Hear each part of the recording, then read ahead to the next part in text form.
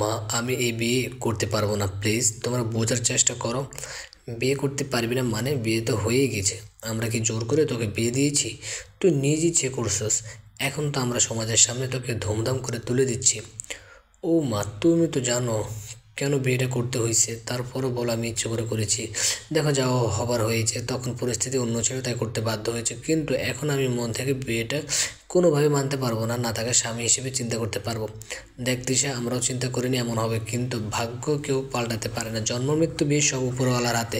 আর সে যদি তোর ভাগ্যে জিসানকে লিখে রাখে তাহলে আমরা আর কি করতে পারি? বিয়েটার কথা আত্মীয় স্বজন পাড়া প্রতিবেশী সবার কানে চলে গেছে, এখন যদি তুই বলিস তুই ওর সাথে সংসার করবি না, তাহলে চিন্তা কর তোর বাবা সমাজে মুখ দেখাবে কি করে? যে ব্যক্তি কারো কাছে নত হয়নি, তুই কি চাস আজ তোর বাবার সম্মান চলে যাক? সে কি বাঁচবে তার মান সম্মান হারিয়ে? তুই বল। ঠিক আছে মা, তোমাদের যা খুশি করো, আমি আর কিছুই বলবো না। আমার কপাল খারাপ, তা না হলে আমার সাথেই বা কেন এমন হলো?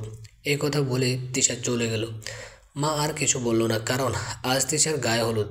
সকাল থেকে সবাই খুব ব্যস্ত, আত্মীয় স্বজনও আসা শুরু করলো।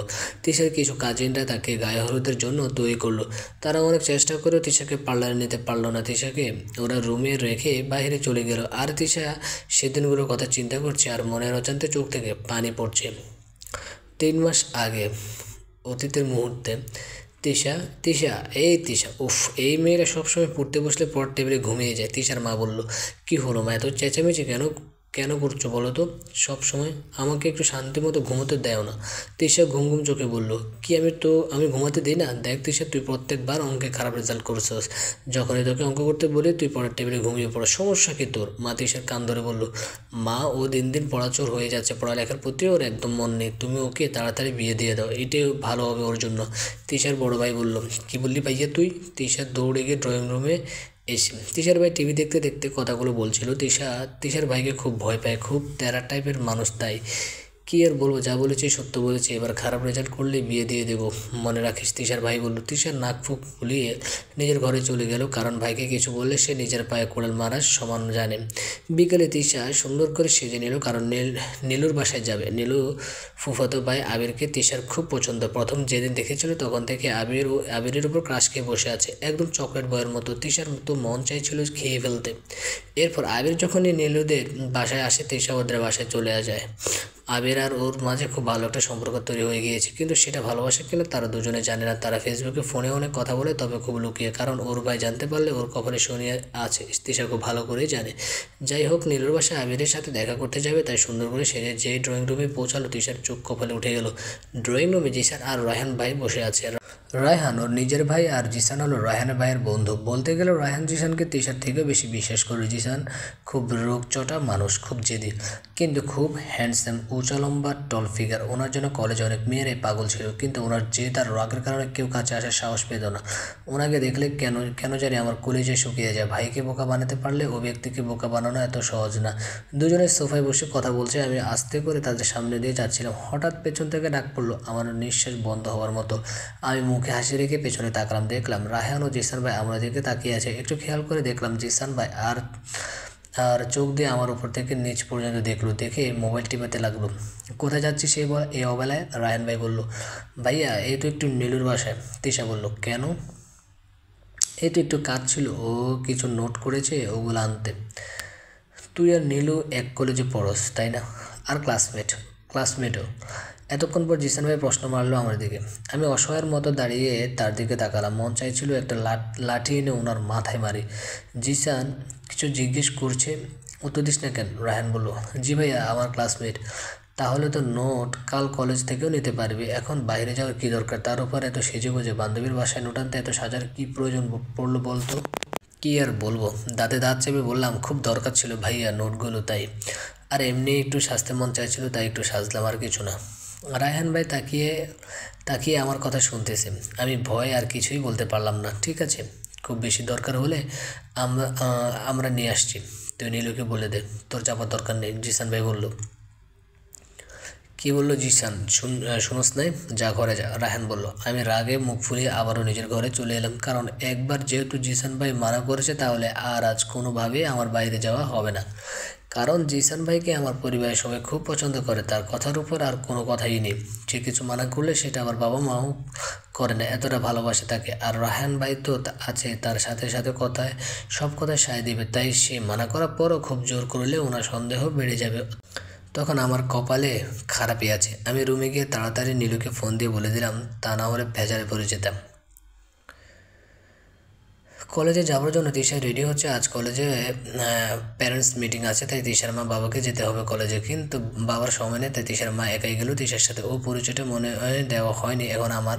আমি তিশা ইন্টার সেকেন্ড ইয়ার পড়ছি, খুব ভালো ছাত্রের না হলে মোটামুটি আছে, আর এতে আমি সন্তুষ্ট, কারণ সবাইকে যে গোল্ডেন প্লাস পেতে হবে এমন কথা নেই। যাই হোক, আমার বাড়ির সবাইকে মাথা ব্যথা আরও একটু ভালো করে পড়লে আরও ভালো করতে, যাদের বুঝিয়ে লাভ নেই, আমার যতটুকু সম্ভব আমি চেষ্টা করি ভালো করার। আমার মতে আমি ভালো করেছি। আমার দুই ভাই বোন, আমার বড় ভাই রায়হান, সে আমার লাইফকে হেল করে রাখে, পড়াশোনা শেষ করে চাকরির জন্য ওয়েট করছে, কিছু ভালো জায়গায় ইন্টারভিউ দিয়েছে। ভাইয়া শিওর এর মধ্যে কোনো এক জায়গায় চাকরি হয়ে যাবে। সারাদিন কোনো কাজ নেই বলে আমার পিছিয়ে লেগে থাকে। বাবা মা এত শাসন করে না যতটা ও করে। ভাইয়ারা কি এমন হয় নাকি? আল্লাহ আল্লাহ আমাকে এমন একটা ভিলেন ভাই দিয়েছে। তিশার মা কলেজে এসে পৌঁছালো, তারা ওয়েট করছে তিশার রোল অনুযায়ী ভেতরে ডাকবে। তিশা কিছুটা চিন্তিত, কারণ এবার পরীক্ষাগুলো তেমন ভালো করে দেয়নি। এমনি আমাকে বকে আমি নাকি পড়াচোর, তার উপর আর যদি আফরোজা ম্যাডাম মাকে কিছু বলে তাহলে বাড়িতে গিয়ে মার একটু নিচে পড়বে না। সব আমার গালে। তিশা এগুলো ভাবছে গালে হাত দিয়ে। কিছুক্ষণ পর তিশার রোল ডাকা হলে ভাবনা জগৎ থেকে বের হয়ে মাকে নিয়ে আফরোজা ম্যাডামের কক্ষে গেল। তাদের বসতে দিয়ে আফরোজা ম্যাডাম তিশার মাকে জিজ্ঞেস করলো বাড়িতে সবাই সুস্থ আছে কিনা। তিশার মা কিছুটা অবাক হলো এমন প্রশ্নে, তাৎক্ষণিক জবাব দিয়ে জিজ্ঞেস করলো, কেন ম্যাডাম এমন প্রশ্ন? আসলে তিশা মোটামুটি ভালো ছাত্রী, কিন্তু এবার পরীক্ষাগুলো তেমন ভালো হয়নি, তাই জানার জন্য বাড়ি থেকে অসুস্থ ছিল কিনা, যার কারণে পড়তে পারেনি, তাই হয়তো পরীক্ষাগুলো খারাপ হলো কিনা। আসলে ম্যাডাম পরীক্ষা কিছুদিন আগে ওর প্রাইভেট টিচারটা চলে গিয়েছিল, তখন একা পড়তে একটু সমস্যা হচ্ছিল, তাই হয়তো একটু বিশৃঙ্খলা হয়ে পড়েছিল। হয়তো এমনই ওর কোনো সমস্যা নেই, কিন্তু ফাইনাল পরীক্ষা বেশি দিন বাকি নেই, তাই ওকে পড়াশোনায় মনোযোগী হতে হবে। আপনারও একটু খেয়াল রাখবেন, তাহলে হবে। ওকে ম্যাডাম, আমি সব বুঝেছি, এবার আসি। ওকে, আফরোজা ম্যাডাম বললো। ম্যাডামের কক্ষ থেকে বের হয়ে দেখলাম মা আমার দিকে বড় বড় চোখ করে তাকিয়ে আছে। আমি জিজ্ঞেস করলাম, মা কী হয়েছে, এমন করে কি দেখছো আমায়? আগে কখনো তো দেখোনি। মা রেগে গিয়ে বললো, আজ আসিস বাসায়, আর এমন মিষ্টি কথাগুলো তোর ভাই আর বাবার জন্য বাঁচিয়ে রাখ।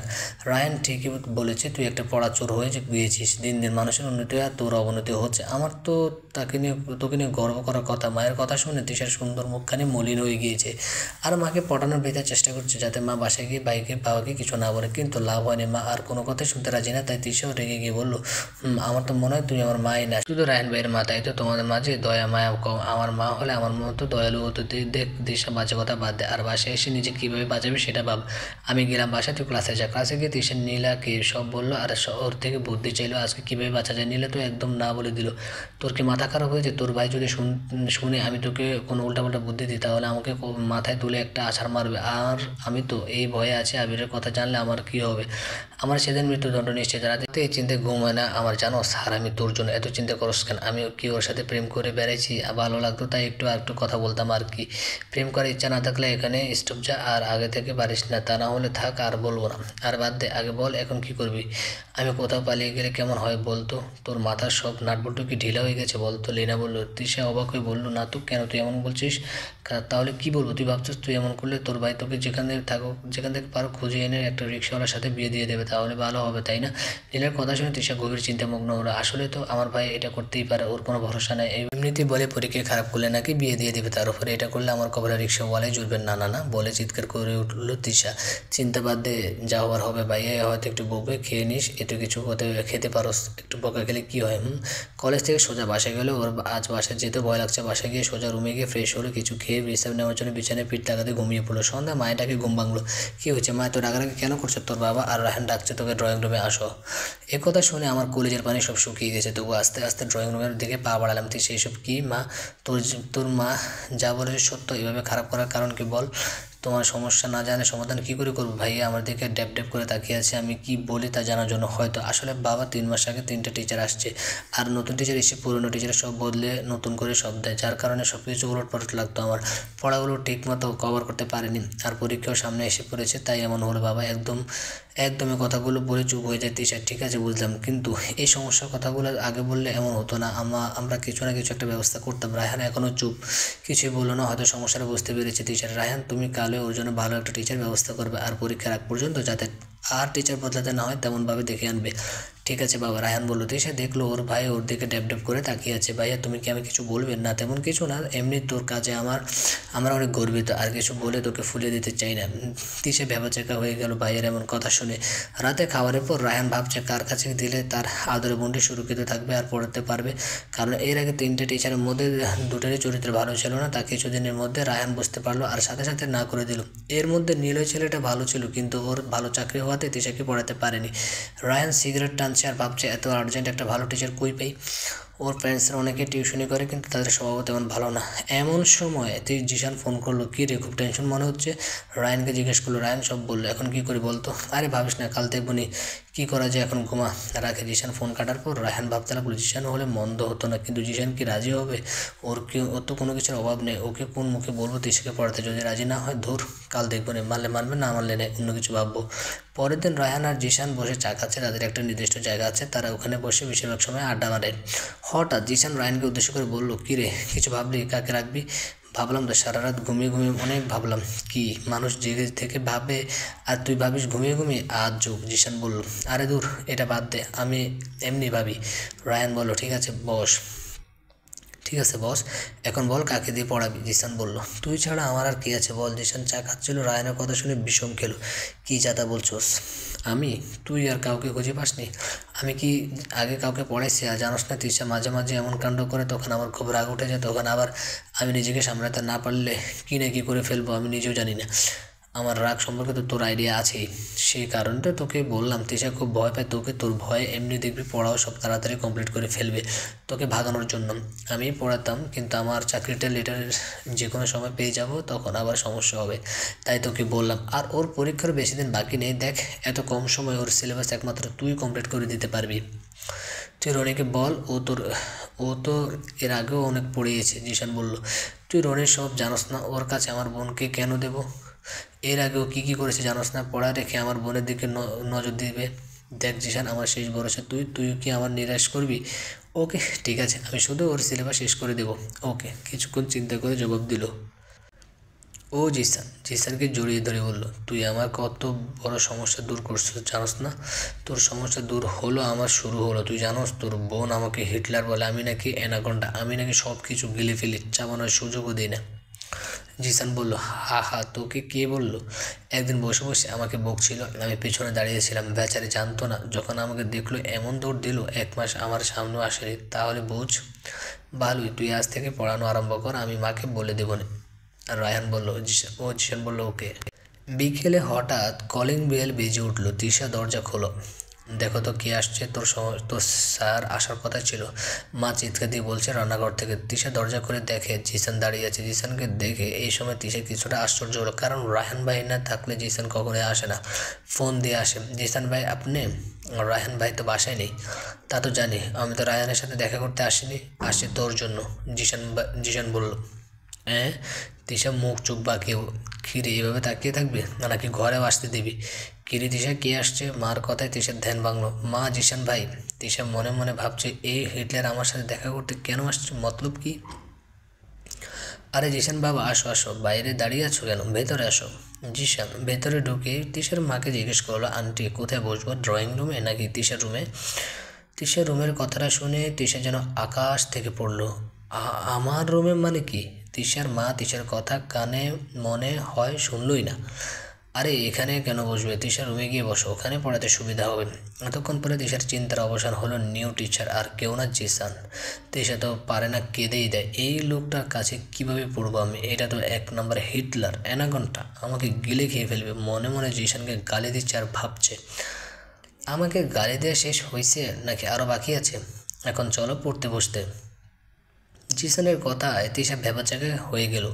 কপালটা কুঁচকিয়ে মনে মনে বলল, কীভাবে জানলো আমি গালাগালি করছি? জিসান গিয়ে তিশার রুমে চেয়ারে বসলো। তিশার কোন কোন সাবজেক্টে সমস্যা আছে তা আগে বের করতে বলল। তিশার 2টা বই সামনে দিয়ে বলল, কত বছর পর এই বইগুলোর মুখ দেখছেন? তোর কি মনে হয় আমি অনেক বুড়ো হয়ে গিয়েছি তাই বই দেখলে বলবো আরে আমি তো পাস করার পর বইগুলো ধরিনি, তাই না? না তেমন কিছু তো বলিনি আমি, আপনি একটু বইগুলোর সাথে পরিচিত হন, আমি একটু আসছি। কই যাস তুই? পড়া রেখে। জিসান বলল। এই তো আমার কাছে, আমি এখনই আসছি। তিশা সোজা ওর মার কাছে গিয়ে জিজ্ঞেস করলো, মা মা কী হয়েছে, সারাদিন বকরির বাচ্চার মতো মেয়ে করস কেন? আরে তুই এখানে কি করস, পড়তে না বসে? মা আমি কি তোমার সৎ মেয়ে নাকি রাস্তা থেকে কুড়িয়ে পাইছো? কী চাতা বলছিস, তোর মাথা ঠিক আছে? কীভাবে মাথা ঠিক থাকবে? তোমরা একটা বারও আমাকে জিজ্ঞেস করলে না জিসান ভাইকে ঠিক করার আগে? এমনি তাকে আমার সহ্য হয়, তার উপর আমার গাড়ি বসিয়ে দিয়েছো। দেখ দিশা, আর কোনো কথা শুনতে চাই না। জিসান বসে আসে, আগে পড়া শেষ কর, তারপর কথা হবে। তিশা চলে গেল ওর রুমে, চেয়ারে বসে জিসানের দিকে তাকিয়ে আছে। জিসান বুঝতে পেরে বইটা বন্ধ করে তিশার দিকে তাকিয়ে জিজ্ঞেস করলো, কী সমস্যা, এভাবে তাকিয়ে আসোস কেন? কিছু বলবি? আমি আপনাকে কি বলে ডাকবো, স্যার নাকি জিসান ভাই? দুইটাই। জিসান জানতো তিশা এমন স্টুপিড মার্কের প্রশ্ন করবেই। তিশা বলল, মুখ বন্ধ কর, না হলে মশা ঢুকবে। তিশা আবার বলল, আচ্ছা স্যার, আইডিয়াটা কার ছিল আমাকে পড়ানোর? তো রায়হান ভাইয়ার। জিসান বলল। তিশা মনে মনে বলা শুরু করলো, হে আল্লাহ, একটা রশি ফেলো, আমি উঠে যাই তোমার কাছে। কেন এমন ভাইকে আমার কপালে জুটালে? এখন যদি তোর প্রশ্ন শেষ হয় তাহলে এবার পড়ায় মনোযোগ দেওয়া যাক। তিশাকে সব পড়া বুঝিয়ে দিয়ে জিসান চলে গেল। কাল আবার আসবে, অনেক পড়া দিয়ে গেছে, সব যাতে কমপ্লিট পায় কাল তিশাকে বলে গেল। তিশা ভাবছে, যদি ভালো মতো দিতে না পারি কাল আবার যেন কি শাস্তি দেয় আল্লাহই জানে। সেদিনের শাস্তির কথা তিশার এখনও মনে আছে। এই তো কয়েক সপ্তাহ আগের কথা। তিশা কোচিংয়ে গিয়ে শুনে আজ স্যার পড়াবে না, অসুস্থ। তাই তিশা আর ওর কিছু কোচিং ফ্রেন্ডসরা প্ল্যানিং করলো আজ পার্টি করবে ওরা। তিশার সাথে নীলাও ছিল, আর তিনজন ছেলে ফ্রেন্ডস যারা তিশার সাথে কোচিংয়ে পড়তো, ওরাও ওই এলাকারই থাকে। তিশা ওর ফ্রেন্ডসরা রাস্তার পাশে দাঁড়িয়ে দাঁড়িয়ে ফুচকা খাচ্ছে আর ক্লাসের কিছু বিষয় নিয়ে হাসাহাসি করছে। জিসান বাইক নিয়ে যাওয়ার সময় তিশাকে দেখে থেমে যায়। বাইক থেকে নেমে তিশার কাছে গিয়ে জিজ্ঞেস করে, এখানে কি করস তুই? তোর না এখন কোচিংয়ে থাকার কথা? হঠাৎ জিসানকে দেখে তিশা বিষম খায়। ফুচকা মনে হয় ওর গলা দিয়ে নামছে না। কোনো রকম খেয়ে বলল, আজ ছুটি দিয়ে দিয়েছে স্যার, সে অসুস্থ, তাই খুশিতে ফুচকা পাটি চলছে। তা আবার রাস্তা দাঁড়িয়ে, তাই না? জিসান রাগে কটমট করে কথাগুলো বলছে। চল আজ আমি তোকে ফুচকা খাওয়াবো, দেখি তুই কত খেতে পারিস। মামা এক প্লেট ফুচকা বানান, কড়া জাল দিয়ে। এই কথা শুনে তিশা তো ভয়ে কাঁপতে লাগলো। আর নীলা ফুচকার প্লেটটা রেখে বিল দিতে চাইলে জিসান বলে, আমি দিয়ে দেবো নীলা, তোমরা যাও, নাকি তোমাদের জন্য অর্ডার করবো? না ভাইয়া, আমাদের পেট ভরে গেছে, আমরা আসি। সব দৌড় সেখান থেকে। জিসান ফুচকার প্লেটটা নিয়ে তিশাকে দিল, খাওয়াই পারে। তিশা প্লেটটা দেখে তাকিয়ে দেখলো মরিচ দিয়ে ভরা। সে জিসানের দিকে অসহায়ের মতো তাকিয়ে থাকলো। তুই খাবি নাকি আমি খাইয়ে দেবো? জিসান বলল, না না আমি খাচ্ছি, বলে তিশান শুরু করলো। ও চোখ নাক লাল হয়ে গিয়েছে, চোখ দিয়ে পানি পড়ছে, তবুও সব খেলো। নেক্সট টাইম এভাবে দেখলে এর থেকে বেশি হবে মনে রাখিস, বলে একটা রিক্সা টিকিট ভাড়া দিয়ে দিল রিক্সা চালককে। আর কিছু চকলেট তিশার হাতে দিয়ে দিল। তিশা রাখবে নাকি কাঁদবে কিছুই বুঝতে পারছে না। বাসায় এসে ওর ভাইকে বিচার দিচ্ছে জিসান কী করছে। ওর ভাই ওর সামনে এসে যা বললো এতেও আরও অবাক হলো। জিসান তো জাল খাইয়েছে, আমি থাকলে তোকে এক থাপ্পড় মারতাম। রাস্তায় দাঁড়িয়ে দাঁড়িয়ে তুমি পার্টি করো, তা আবার এলাকার বদ ছেলেদের সাথে করে, আবার বিচার দিতে আসছো, যা ঘরে যা। তিশা দৌড় দিয়ে ঘরে চলে গেল। সেদিন কিছুই আর খায়নি, রাগ করে। পরে তিশার বাবা এসে ওর রাগ ভাঙিয়ে নিয়ে গিয়েছিল। তিশা হঠাৎ তোর মার ডাকে ভাবনা জগৎ থেকে বের হলো। মনে মনে ভাবছে, লোকটা আমার সাথে এমন কেন করে, আসলে সমস্যা কি তা ও কখনো বলে না। এইভাবে অনেক দিন চলে গেল। তিশার সিলেবাস অনেকটা কমপ্লিট হয়ে গিয়েছে। জিসানের ভয়ে তিশা পড়া চুরি করতে পারেনি। জিসান পড়ানোর সময় তেমন কোনো কথা বলে না তিশার সাথে। জিসানের মনে তিশার জন্য সফট কিছু আছে, তা ভালোবাসা কিনা তা বুঝতে পারছে না। তবে তিশার প্রতি ও দুর্বল, তা জিসানে কয়েকদিনে তিশাকে পড়াতে গিয়ে বুঝতে পেরেছে। কিন্তু জিসান তিশার সামনে এমন কোনো কিছু প্রকাশ করতে চায় না, কারণ রায়হান আর জিসানের বন্ধুত্বের ফাটল ধরুক এমন কিছু জিসান চায় না। অনেক বিশ্বাস করে জিসানকে এ দায়িত্ব দিয়েছে, আর তাই জিসান নিজের ভালো লাগাটা প্রকাশ করে না কখনো। জিসান রাগে হলেও খুব গম্ভীর প্রকৃতির মানুষ। ও কী চিন্তা করে তা কখনো কেউ বলতে পারে না, আর নিজের আবেগকে কখনো প্রকাশ করে না। জিসানের চরিত্র ঠিক নারিকেলের মতো, ওর উপর দিয়ে শক্ত কিন্তু ভেতরে নরম। এইভাবে বেশ কিছুদিন চলে গেল। রাতে তিশার মা ড্রয়িং রুমে বসে সবাইকে উদ্দেশ্য করে তিশার বাবাকে বলল, জানো আজ কে ফোন দিয়েছে? তিশার বাবা একটু নেড়ে চেড়ে বলল, কে? রফিক ভাই, সীমার নাকি বিয়ে ঠিক হয়ে গিয়েছে, দাওয়াত দেওয়ার জন্য ফোন দিয়েছে। কাল সকাল তোমাকেও ফোন দেবে, বেশি দিন বাকি নাই, এই শুক্রবারেই নাকি বিয়ে। মামাতো বোনের বিয়ের কথা শুনে তিশা তো মহা খুশি, অনেকদিন পর একটু আনন্দ করতে পারবে। এত তাড়াহুড়ো কেন বিয়ের জন্য? আর এমন সময় বলল, আমি তো কিছুতেই ছুটি নিতে পারবো না অফিস থেকে, তোমাকে তো আগেই বললাম। এই মাসে অফিসের কাজ অনেক বেশি, কি করা যায় বলো তো? তিশার বাবা বলল, আমি ভাইজানকে বলেছি সব, আমি বলে দিয়েছি আমরা আসতে পারবো না, কিন্তু রায়হান আর তিশাকে পাঠিয়ে দেব। মা, আমার তো তোমাদের গ্রামে যেতে মন চায় না, এই আধুনিক যুগে ওখানকার মানুষ বিভিন্ন কুসংস্কার নিয়ে আছে।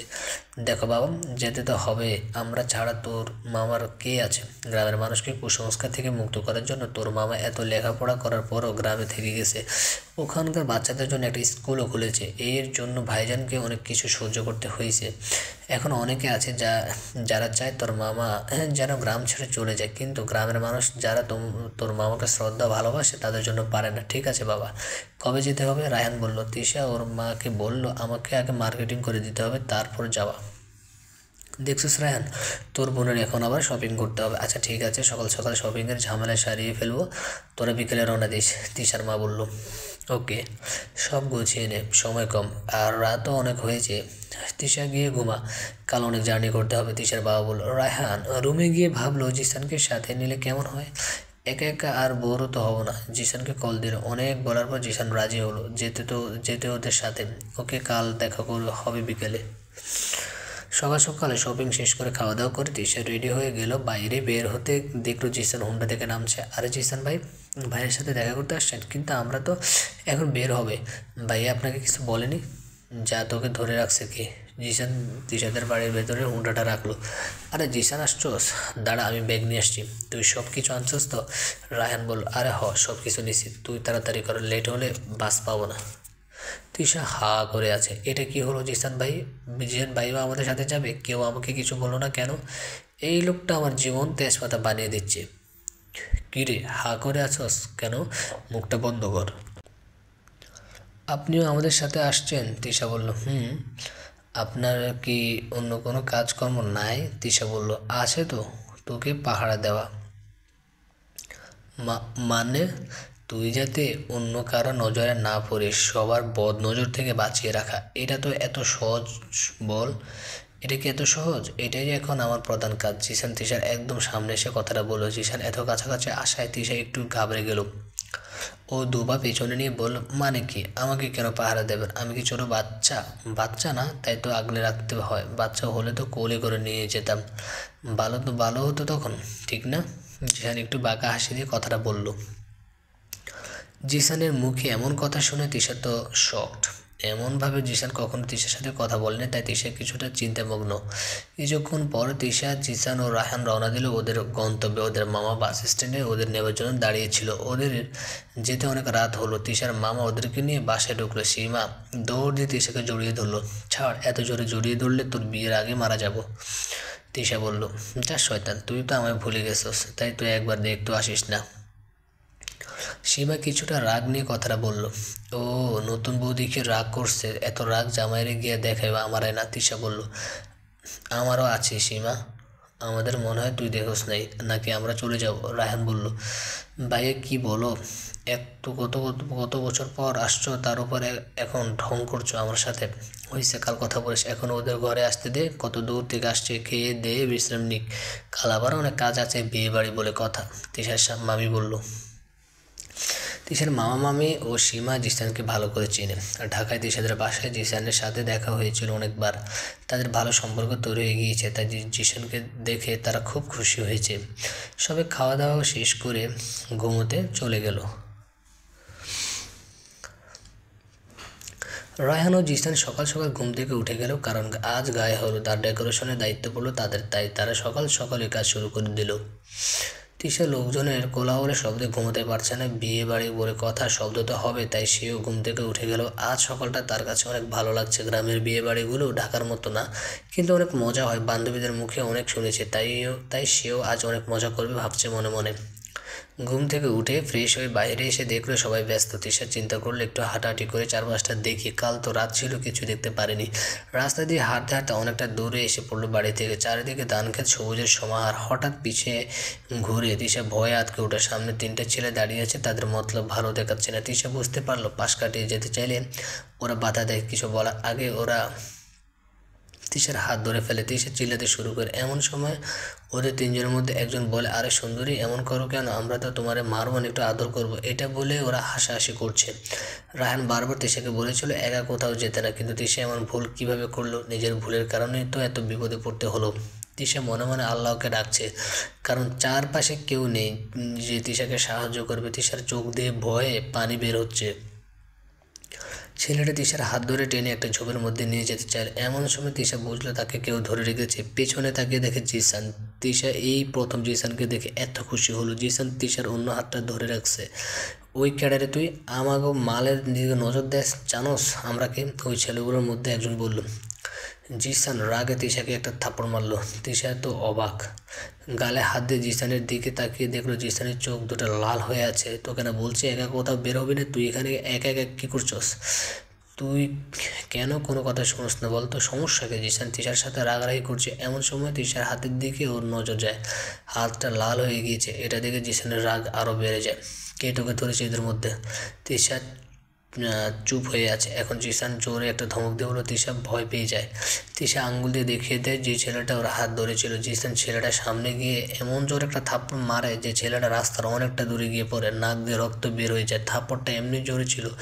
ওদের মধ্যে আরেকজন জিসানকে মারার জন্য এগিয়ে আসতে চাইলে জিসান তার বুকে এমন এক লাথি মারে ছেলেটা পাশের খেতে গিয়ে পড়ে। আর ওদের সাথে দ্বিতীয় ছেলেটা ভয় পালিয়ে যায়। প্রথম ছেলেটা চলে যেতে যেতে বলে, এর প্রতিশোধ আমি নিব। জিসান তিশার হাত ধরে বাসায় নিয়ে গেল। এই দৃশ্য অনেকেই দেখেছে গ্রামের। তিশাকে সোজা ওর ঘরে গিয়ে বসালো।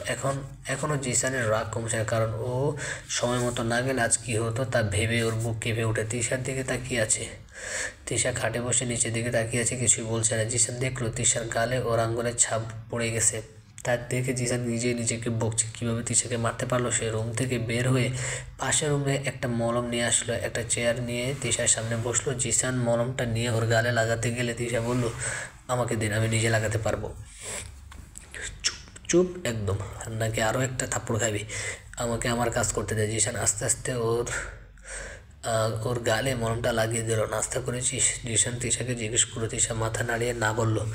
ওকে আমি সীমাকে দিয়ে নাস্তা পাঠিয়ে দিচ্ছি, চুপচাপ লক্ষ্মী মেয়ের মতো নাস্তা করে নিস, কোনো নাটক একদম করবি না।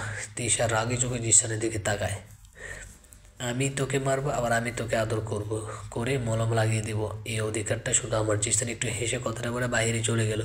সীমাকে তিশার নাস্তার জন্য বলে দিল। তিশা অবাক হয়ে জিসানে যাওয়ার পথে তাকিয়ে রইল। তিশা ভাবতেও পারেনি জিসান এমন কোনো কথা বলবে ওকে। সীমার ডাকে তিশার ঘোর কাটলো। সীমা ওকে নাস্তা করে দিল। জিসান বাইরে এসে রায়হানকে সব বলল। রায়হান আর তিশার উপর খুব রাগ আসলো। এত করে বোঝাবার পরও এই মেয়েটা এমন ভুল কেমনে করলো? রাগে তিশার কাছে যেতে চাইলে জিসান বাধা দেয়।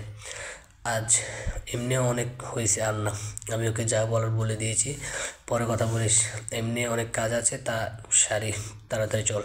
সারাদিন দিশা আর রুম থেকে বের হয়নি। আসলে জিসানকে দেখে ভীষণ লজ্জা লাগছে ওর, তাই সারাদিন সীমার সাথে ছিল।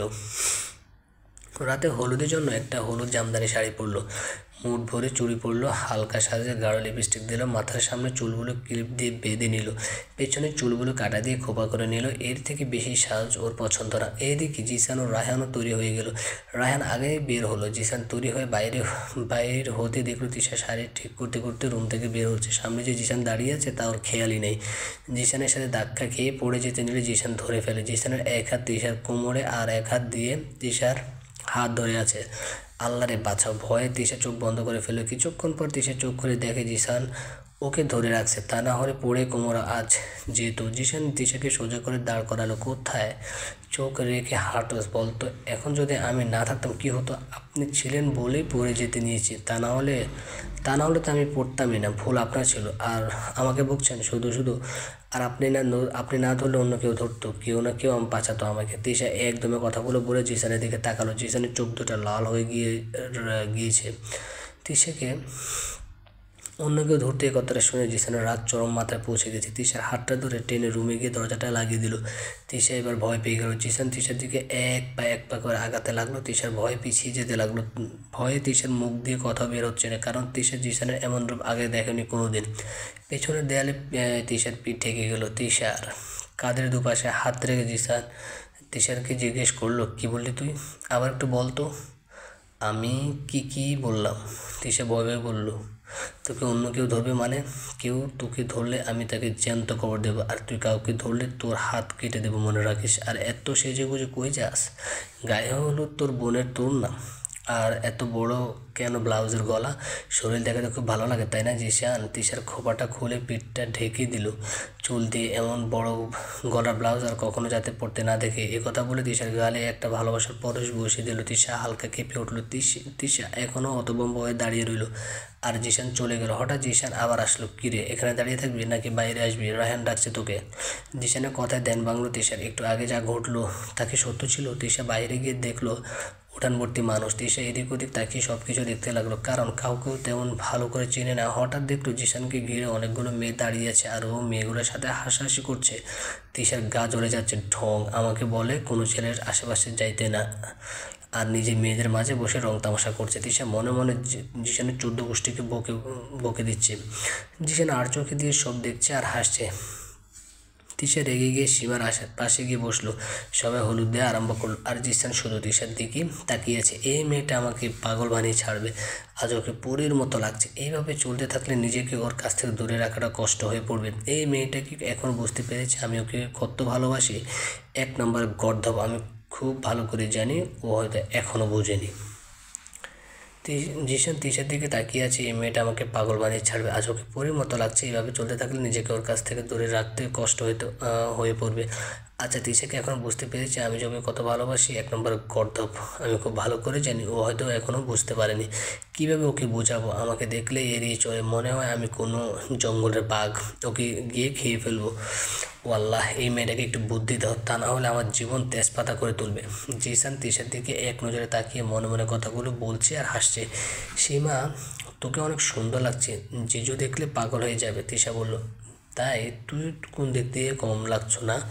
দেখো না বউ, আমি আর সবাই তোমার দিকে তাকিয়ে আছে, কতজনকে আজ ঘায়েল করে দিচ্ছ কে জানে। সীমা বলল, তাই নি জেলাস ফিল করছো গো? জিসা মুখটা একটু ভেঙে সীমাকে বলল। চারদিক নজর করতে গিয়ে হঠাৎ জিসানের চোখ পড়ে সকালের ছেলে 3টার দিকে। স্টেজের পাশে একটা গাছে দাঁড়িয়ে কথা বলছে আর তিশার দিকে তাকাচ্ছে। ওরা তিশাকে নিয়ে কিছু একটা বলছে, এটা জিসানের বুঝতে আর বাকি রইল না। তাই সে তাড়াতাড়ি রায়হানের কাছে গেল আর সব খুলে বলল। রায়হানকে ছেলেগুলো দেখিয়ে বলল, ওদেরকে এখানে ইনভাইট করছে কে? মামা দেখো তো, ওদের চিনেননি? মামা তাকে দেখলো, এরা এই এলাকার মেম্বারের ছেলে আর তার বন্ধু। রায়হান মামাকে সব খুলে বললো সকাল কি হলো। আর এখনও ওরা এই তিশাকে ইশারা করে কি যেন বলছে।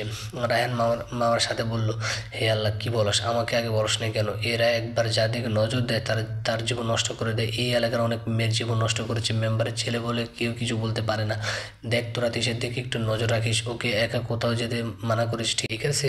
আল্লাহ আল্লাহ করে 2 দিন ভালো ভালো গেলে হয়, তারপর 1 মিনিটে তোদের এখানে থাকার দরকার নেই। তিশার মামা বললো। জিসান ও রায়ান টেনশনে পড়ে গেল। তাই তারা সিদ্ধান্ত নিল, জিসান যেহেতু মেহমানদের বেশিরভাগই জানে না, তাই জিসান শুধু তিশার দিকে নজর রাখবে আর রায়হান মেহমানদের আপ্যায়ন করবে। জিসান তিশাকে কিছু বলিস না, ওর মনটা খারাপ হয়ে যাবে, টেনশনও করবে। রায়হান বলল, ঠিক বলেছিস, ওকে বুঝতে দেওয়া যাবে না, ওর আনন্দটা মাটি হয়ে যাবে। রায়হান চলে গেলেও কারণ মামার একার পক্ষে এত কিছু করা সম্ভব না। আর জিসান দূর থেকে তিশাকে পাহারা দিচ্ছে। একজন একজন করে সীমাকে সবাই গায়ে হলুদ দিল। রায়হান ব্যস্ত বলে জিসানকে ভাই হয়ে হলুদ দিতে বললে সবাই। জিসান সীমার কপালে একটু হলুদ দিয়ে একটু মিষ্টি খাইয়ে দিল। হঠাৎ তিশা বলে উঠলো, এত মিষ্টি খাইস না, বিয়ের আগেই মুটকি হয়ে যাবি। তিশার কথা শুনে জিসানের খুব হাসি পেল। একটু হলুদ নিয়ে তিশার নাকে লাগিয়ে দিল। সীমার কথা না ভেবে তুই নিজেকে দেখ, দিন দিন কোলবালিশ হয়ে পড়ছিস, তোর জামাইয়ের কোলবালিশ কেনা আর লাগবে না, তোকে পেলেই হবে। জিসানের কথা শুনে তিশার মাথা নষ্ট হয়ে গেল। কি আমি কোলবালিশ? কোন দিক দিয়ে? আপনার চোখ নষ্ট হয়ে গিয়েছে, ঢাকায় গিয়ে চোখে ডাক্তার দেখাবেন। আর আপনি আমাকে হলুদ দিয়েছেন কেন? বিয়ে কি আমার? না, তোর না, তবে শুনেছি বউয়ের হলুদ কুমারী মেয়েদের দিলে তার বিয়ে নাকি তাড়াতাড়ি হয়, তাই আর কি তোকে দিয়ে দিলাম, যাতে করে তোকে আমরা তাড়াতাড়ি বিদায় করতে পারি। তিশা তো রেগে গিয়ে চলে যেতে চাইলে সীমা বাধা দেয়। আরে কই যাস? জিসান ভাই তোর সাথে দুষ্টুমি করেছে, দেখস না মিটমিটে হাসছে। তিশা খেয়াল করে সত্যি জিসান হাসছে ওর দিকে তাকিয়ে। তিশা মনে মনে যত গালি দিচ্ছিল সব জিসানকে দিয়ে দিল। অনুষ্ঠানে গান বাজনা শুরু হয়ে গেলো। সবাই অনেক আনন্দ করছে, ছেলে পক্ষ আর মেয়ে পক্ষের মধ্যে অনেক খেলা চলছে, গিফট আদান প্রদান। কেউ ভাঙা গলায় গান করছে, আবার কেউ কেউ নাচছে, যে যেটা পারছে করছে। হঠাৎ তিশার দিকে খেয়াল করলো একটা ছোটো মেয়ে তিশাকে শরবত এনে দিল। তিশা মেয়েটার সাথে কথা বলছে আর শরবতটা খাচ্ছে। জিশান ভাবলো হয়তো তিশার পিপাসা পেয়েছে তাই মেয়েটাকে দিয়ে আনিয়েছে। আর এটা কার জন্য? ছোটো মেয়েটি, এটা তোমার জন্য। আমার জন্য কে দিয়েছে? ভাইয়া দিয়েছে, মেয়েটি বলে দৌড় দিল। তিশা ভাবলো হয়তো রায়হান ভাই তিশার জন্য শরবতটা পাঠাইছে, তাই অন্য কিছু চিন্তা না করে খেয়ে ফেললো। আর এটা টেস্ট এমন কেন, কেমন জানি, হয়তো গ্রামের পানি দিয়ে বানিয়েছে বলে এমন হয়েছে। তিশা আবার গায়ে হলুদের অনুষ্ঠানের দিকে মন দিল। হঠাৎ মনে হলো তিশার মাথাটা একটু ঘোরাচ্ছে। তিশা ভাবলো হয়তো ক্লান্ত লাগছে বলে এমন হচ্ছে, তাই সীমাকে বলে বাড়ির ভেতরে যাওয়ার জন্য হাঁটতে লাগলো। মাথাটা খুব বেশি ঘোরাচ্ছে, হাঁটতেও কষ্ট হচ্ছে। জিশান এতক্ষণ একটু সাইড গিয়ে রায়হানের সাথে ফোনে কথা বলছিল, তাই খেয়াল করেনি। তিশা কখন উঠে চলে গেছে। ফোনটা পকেটে রেখে দেখলো তিশা নাই। আরে তিশা কই গেল? জিশান সীমাকে জিজ্ঞেস করলো, সীমা তিশা কই? তোমার সাথে না ছিল? ভাইয়া ওর নাকি মাথা ঘুরেছে তাই বাড়ির ভেতরে চলে গেছে। মাথা ঘুরেছে কেন হঠাৎ? জিশানও বাড়ির ভেতরে দৌড় দিল, কিন্তু বাড়ির ভেতরে তিশাকে পেল না। আশেপাশে খুঁজতে গেলে হঠাৎ জিশান দেখলো তিশার স্যান্ডেল পরে আছে বাড়ির পেছনে। জিশান বুঝতে পারলো কিছু একটা হয়েছে। রায়হানকেও অনেক কল করলো, কিন্তু এত শব্দে ফোনের রিং রায়হান শুনতে পায়নি। জিশান আজ কিছু চিন্তা না করে বাড়ির পেছনের দিকে হাঁটতে লাগলো। পেছনের দিকটা একটু জঙ্গলের মতো, আর কিছুটা দূরে তিশার মামাদের একটা পরিত্যক্ত বাড়ি আছে, যেটা এখন স্টোর রুমে বানিয়েছে। আসলে আগে ওখানে তিশার মামারা থাকতো, পরে এখানে নতুন বাড়ি করে ওটাকে স্টোর রুম বানিয়ে রাখছে। জিশান সোজা ওই বাড়ির দিকে হাঁটা ধরলো, দেখলো স্টোর রুমের দরজা খোলা। জিশানের মনে একটু খটকা লাগলো, তাই ফোনের লাইটটা অন করে ভেতরে ঢুকলো। ভেতরে গিয়ে দেখে তিশা অজ্ঞান হয়ে পড়ে আছে মাটিতে। জিশান দৌড়ে গিয়ে তিশাকে জড়িয়ে ধরে আর তিশা বলে ডাকতে থাকে। হঠাৎ জিশানের মাথায় ভারী কিছু দিয়ে বাড়ি মারেন, আর জিশানও সেখানে অজ্ঞান হয়ে পড়ে যায়। জিশান দৌড়ে গিয়ে তিশাকে জড়িয়ে ধরে আর তিশা বলে ডাকতে থাকে। হঠাৎ জিশানের মাথায় ভারী কিছু দিয়ে কেউ বাড়ি মারে আর জিশান সেখানে অজ্ঞান হয়ে যায়। এই কাজগুলো সকালের ওই ছেলেগুলো করছে। ওদের টার্গেট ছিল শুধু তিশা। ওরা চাইছিল তিশা যাতে আর কাউকে মুখ দেখাতে না পারে এমন ব্যবস্থা করবে। ওরা তিশাকে ধর্ষণ করতে চাইছিল, কিন্তু জিশান এসে পড়ায় ওদের সব প্ল্যান নষ্ট হয়ে গেছে। তাই এখন জিশানকে ওরা সাহায্য করতে চায়। কিরে কি করবো এখন? মায়াটার লগে এই শালাও আয়সা পড়ছে। এই তিনজনের মধ্যে একজন বলল, মেম্বারের পোলার নাম ছিল সাকিব। সাকিব বলে উঠলো, শোন, এই দুইটারে একসাথে সাহায্য করবো, দেখ কাল কি খেলা হয়। এ কথা বলে তিনোটা হেসে উঠলো। অন্যদিকে জিশান তিশা দুজনে অজ্ঞান হয়ে মাটিতে পড়ে আছে, কাল এক ভয়াবহ সকাল হবার অপেক্ষায়। অনেক রাত পর্যন্ত হলুদের অনুষ্ঠান চলছে। এদিকে রায়হান এত ব্যস্ত ছিল যে তিশার কথা ওর মনেই ছিল না। কিন্তু মেহমান চলে গেছে আর কিছু মেহমান বাসায় রয়ে গেছে ক্লান্ত শরীরে, যেখানে পাইছে ঘুমিয়ে পড়ছে। বাড়ি ভর্তি এখনও মেহমান আছে। রায়হানও সোফায় বসার সাথে সাথে শরীরটা ছেড়ে দিয়েছে, তাই সেও সোফায় ঘুমিয়ে পড়েছে। আসলে রায়হান ভাবছে তিশা ও জিশান হয়তো বাড়ির কোথাও না কোথাও ঘুমিয়ে আছে, এখন কাউকে সে ডিস্টার্ব করতে চায় না। আজ বিয়ে বলে সবাই সকাল সকাল ঘুম থেকে উঠে গেছে। সীমা উঠে আগে তিশাকে খুঁজতে লাগলো, কারণ তিশা কাল অসুস্থ ছিল আর কাল রাত থেকে ওকে আর দেখেনি সীমা। পুরো বাড়িতে সীমা তিশাকে খুঁজলো, কিন্তু পেল না। সীমার সাথে তিশার মামা মামিও খুঁজতে লাগলো। সীমা দৌড়ে গিয়ে রায়হানের কাছে গিয়ে রায়হানকে ঘুম থেকে ওঠার জন্য ডাকতে লাগলো, এই রায়হান ভাই, এই ভাই ওঠ। রায়হান ঘুম চোখে সীমাকে বকতে লাগলো, কিরে কি হয়েছে, এত সকাল সকাল ডাকলি কেন? আর একটু ঘুমাতে দে। সীমা চিৎকার দিয়ে বললো, ভাই তিশাকে খুঁজে পাওয়া যাচ্ছে না, কাল রাতের পর থেকে কেউ ওকে দেখেনি। তুমি জানো কই? রায়হানের মাথায় যেন আকাশ ভেঙে পড়লো। কি বলস তুই? তিশা তোর সাথে ছিল না? ঘুম থেকে লাফ দিয়ে উঠে, না ভাইয়া, হলুদ শেষ হওয়ার পরে আগে ও চলে আসছে বাসায়, ওর শরীর ভালো লাগছিল না বলে। কি? রায়হান লাফ দিয়ে দাঁড়িয়ে যায়, আর আমি ভাবলাম ও তোর সাথে আছে, তাই রাতে আর খোঁজ নেয়নি, আমারই ভুল ছিল। ও খোদা! রায়হান পাগলের মতো চারদিকে তিশাকে খুঁজতে লাগলো। বাড়ির বাকি মানুষগুলো খোঁজা শুরু করে দিল। হঠাৎ রায়হানের জিশানের কথা মনে পড়লো। সবাই আছে কিন্তু জিশান নাই এখানে। জিশান কি তিশাকে খুঁজতে গেছে নাকি? ও গায়েব। সীমা জিশানকে দেখেছ? না ভাইয়া, কাল রাতের পর থেকে আমি জিশান ভাইকেও আর দেখিনি। এমনি সকালেও কোথাও পাওয়া যায়নি। রায়হান যেন পুরো পাগল হয়ে যাবে এখন। একদিকে তিশা আর ওদিকে জিশান, দুজনে ওর কাছের মানুষ, আর দুজনকেও যেন হারিয়ে ফেলেছে মনে হয়। পুরো বিয়ে বাড়ি এখন মরা বাড়ির মতো হয়ে গেছে। হঠাৎ বাড়ি গ্রামে কিছু মুরব্বী এসে হাজির হলো। এরা আসলে সকলেই গ্রামের মেম্বার আর চেয়ারম্যান সাহেবের চামচা শফিক স্যার, মানে তিশার মামাকে ওনারা দেখতে পারেন না। এর আগেও কয়েকবার চেষ্টা করে শফিক স্যারকে গ্রাম থেকে ছাড়তে পারেন, তাই এবার অনেক প্ল্যানিং করে আবার আসছে তিশার মামাকে অপমান করতে। এদের দেখে শফিক সাহেব বুঝতে পারলো কেন এরা এসেছে। শফিক সাহেব রায়হানকে চুপ করে ইশারা দিল। মুখ বন্ধ থাকলো, চোখ যেন কোনো সায় মানছে না রায়হানের। শফিক সাহেব গিয়ে সৌজন্যতা বজায় রাখতে জিজ্ঞেস করলো, আরে আপনারা এত সকাল সকাল এখানে কি মনে করেন? শফিক স্যার, কি শুনতেছি আমরা আপনার বোনের মায়াটা কাল রাত থেকে গায়েব, তো কই গেছে কিছু জানতে পারছেন? অন্য একজন বলে উঠলো, কই আর যাইবো, মনে হয় রাইতে কার লগে বাইকে গেছে। মায়াটারে চাল চলন তেমন ভালো ছিল না, গত 2 দিন যা দেখলাম মুখটা একটু বাকি কথাগুলো বলছে। তাদের সাথে আরেকজন শুনলাম যে পোলাটার লগে বাইকে গেছে, ওইটা নাকি রায়হানের বন্ধু। ছিঁচেছে, ভাবতেও ঘৃণা লাগছে, কেমনে করলো। এখন সীমার কি হইবে শফিক সাহেব? বাড়ি যদি জানে মাইয়ার বোন রাতে কারো লগে বাইকে গেছে, তাহলে এই বাড়িতে ওনারা রিস্তা করতে কোনোদিন আইব না। রায়ান এখন রেগে গেলো, একে তো বোন পাচ্ছে না, তার উপর এদের এই ধরনের কথা। নিজেকে রাগ কন্ট্রোল করতে না পারলো, চিৎকার দিয়ে উঠলো, খবরদার আমার বোনকে নিয়ে আর একটা খারাপ কথা আমি শুনতে চাই না। শফিক সাহেব রায়ানকে ধৈর্য ধরতে বললো, না হলে সব শেষ হয়ে যাবে। দেখুন আগে তিশাকে খোঁজো, খুবই জরুরি। আগে ওকে খুঁজে পায়, তারপর কি হচ্ছে ওদের মুখ থেকে শোনা যাবে। অন্যদিকে জিস্তানের জ্ঞান ফিরল, বাইরে সূর্যের আলো জানালার ফাঁকগুলো দিয়ে ভেতরে প্রবেশ করছে।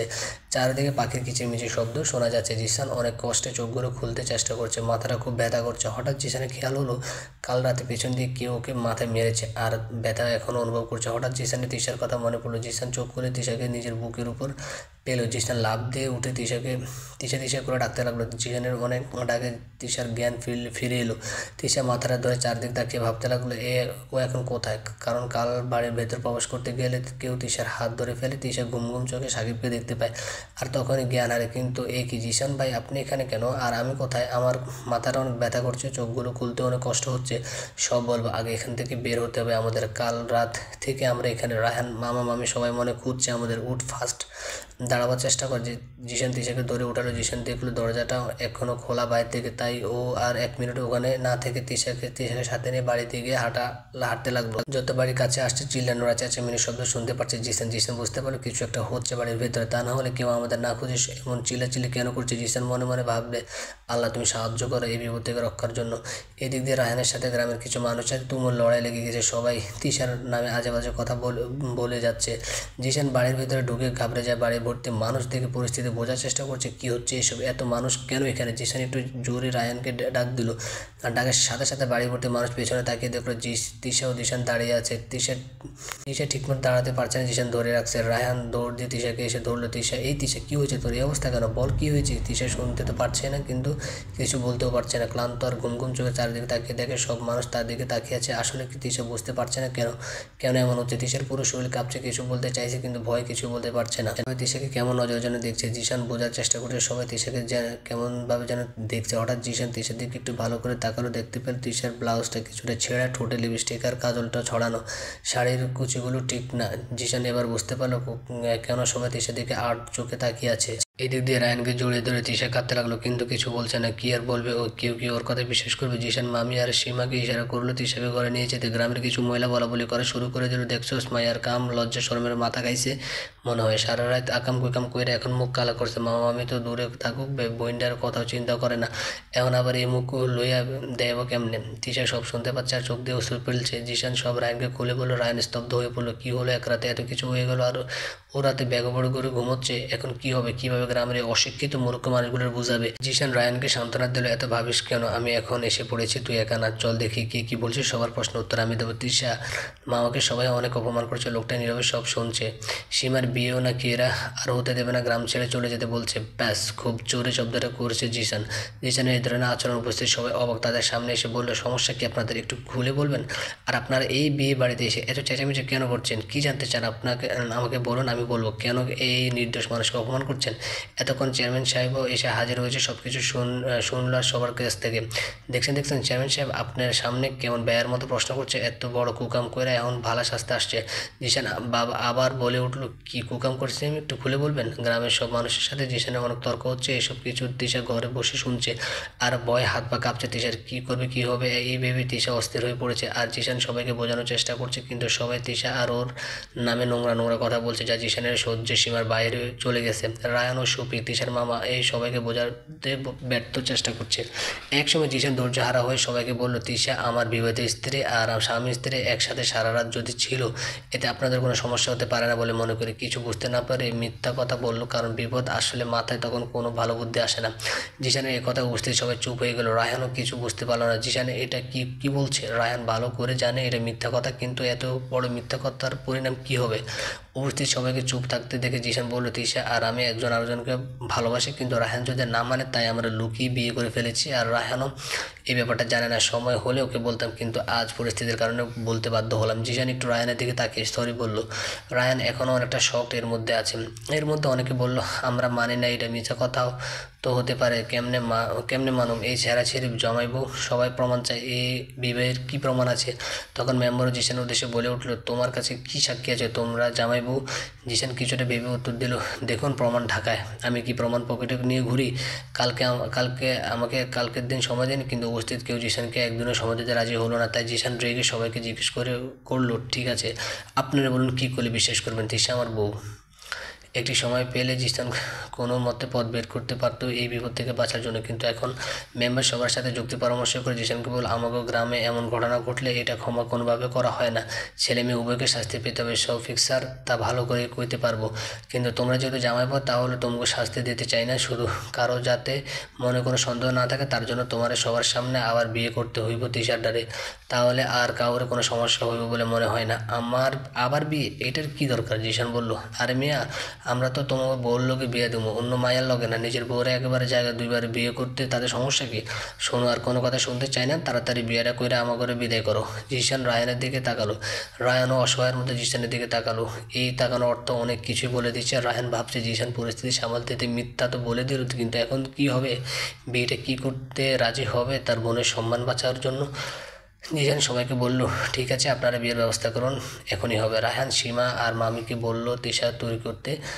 উপস্থিত সবার উদ্দেশ্যে বলল, আপনারা কিছু মনে না করলে আমি একটু জামাটা চেঞ্জ করে আসি। মেম্বারও বলে উঠলো, যাও বাজান, পাক পবিত্র হয়ে আসো, এতক্ষণে আমরা সব রেডি করি।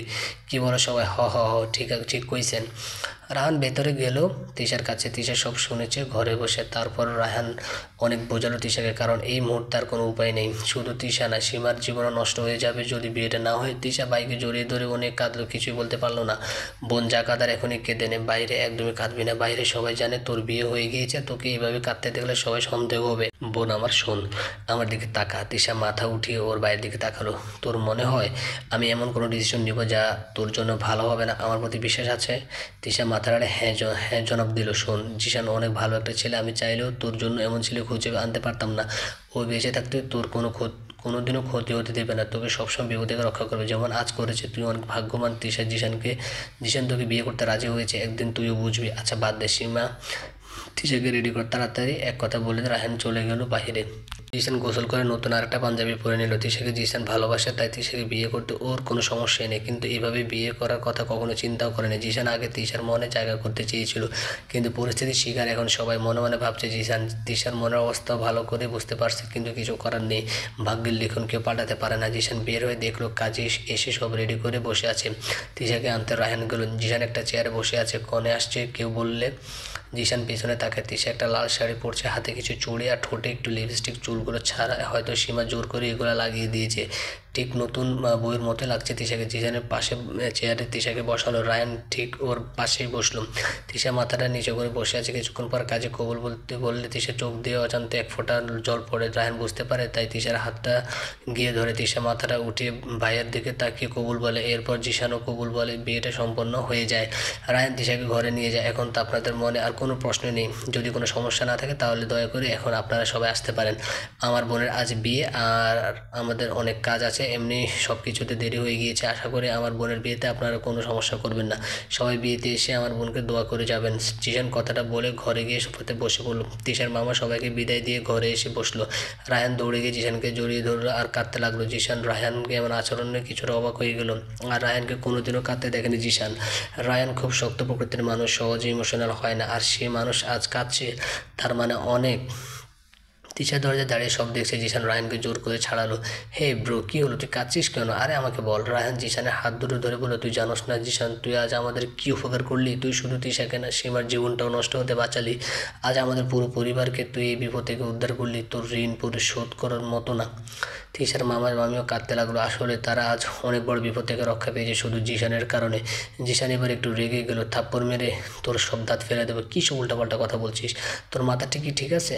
আর তোর এসব কথা বলার সাহস হলো কি করে? আর আরেকদিন যদি দেখুন তুই এইসব ঋণ ফিনের কথা বলছস, তোর সাথে আমার সম্পর্ক শেষ করে দেবো। রায়ান হেসে জিশানকে আবার জড়িয়ে ধরলো। বন্ধুত্বের সম্পর্কটাই তো এমনই, এখানে নো সরি আর নো থ্যাংক ইউ। জিশান মামা মামির কাছে গিয়েও মামা মামিকে সান্ত্বনা করলো, আরে অনেক হয়েছে কান্নাকাটি, আর না, রাতে বরপক্ষ আসবে, বাসায় অনেক কাজ আছে, তাই সবাই কান্নাকাটি বাদ দিয়ে কাজে নেমে যাও। সবাই হেসে উঠলো। জিশানের চোখ হঠাৎ তিশার দিকে পড়লো। তিশার মুখে এখনো হাসি নেই। রায়হান, জিশান বলল, তিশা কাল রাত থেকে না খাওয়া, তুই খাইয়ে দে ওকে, তোকেও মানা করতে পারবে না। জিশান বলল, বাবা তুমিও খেয়ে নাও কিছু, তুমিও তো খাওনি সে কাল থেকে।